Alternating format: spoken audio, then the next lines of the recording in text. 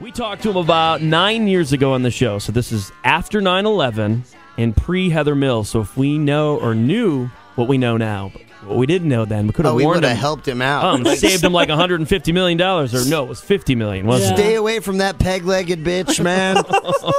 But here's a quick interview that we had, seriously, Paul McCartney on our show like 9 years ago. Hello there. Good morning. How are you? We're doing great. I got to tell you what, just a few seconds ago, DB just looked at me across the board because I am seriously sweating bullets here. Wait. I am so nervous to be talking to you. Well, I'm very nervous to be talking to you. Oh, yeah, whatever. I got to say, you're the biggest name that we've ever... And we've had some pretty big people on this show, believe it or not, being in Salt Lake City, Utah. He's like, seriously, I'm nervous to talk to you guys. I heard you're jerks. Well, that is true. That is true. So, pretty hush-hush about the wedding date and all that and where it's going to take place. Can you tell us when it's coming and where it's going to be? Like I wouldn't tell everyone else, but I'd tell you, Frank and DB. Come on. The thing is, listen, what we're doing is we're not really telling even our family at the moment. We're making our plans. But the trouble is, if we tell people, then they've all got to lie when a newspaper talks to them and stuff. And in you guys' case, if you knew, I'd have to shoot you. Hey, man, we'll keep it under our hats. I mean, just send us the invitation. DB, you promise, man? We do promise, don't we, DB? Hey, dude, I promise. Or maybe you promise. I promise that would be the first wedding I ever went to where I stayed sober for more than an hour. Yeah, we'd have to. Well, you and everyone else. Did you release this freedom just in light of everything that's gone on lately? Yeah, what happened was, I was in New York when it occurred, and we weren't able to take up the flight that we were trying to take because the airports were all closed. So we kind of shared the whole thing with the New Yorkers and with the American people. And I wanted to do something. And a lot of people felt very helpless and wanted to do something there.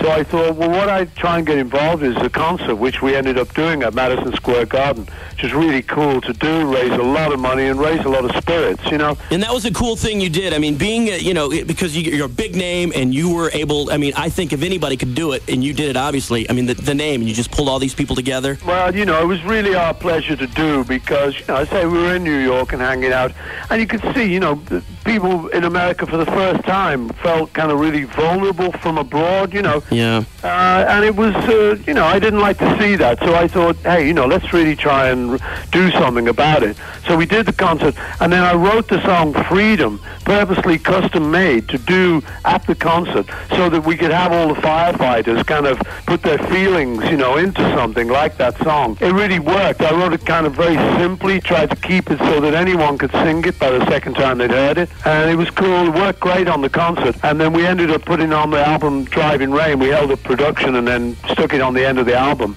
And the great thing was I went to a Yankees baseball game the night after. It really worked because I'm getting people, yay, Paul, freedom! It was really cool for me. It made me feel very proud to be able to help in everyone's time of need. Thank you very, very much for taking time out of your busy schedule. And like I said, you're probably going to be the biggest person that I've ever talked to in my radio career. Bro, so I can't believe that I got a chance to talk. Thank you so much. This is cool. Okay, guys, this is Frank DB. And listen, all the folks in Salt Lake City who are listening to this show, send you all my best wishes, and you all keep rocking. So that was 9 years ago. Wow. Paul McCartney on the show, and he's in town tonight at Rio Tinto. First time ever in Salt Lake City. 6:48 now, ZHT.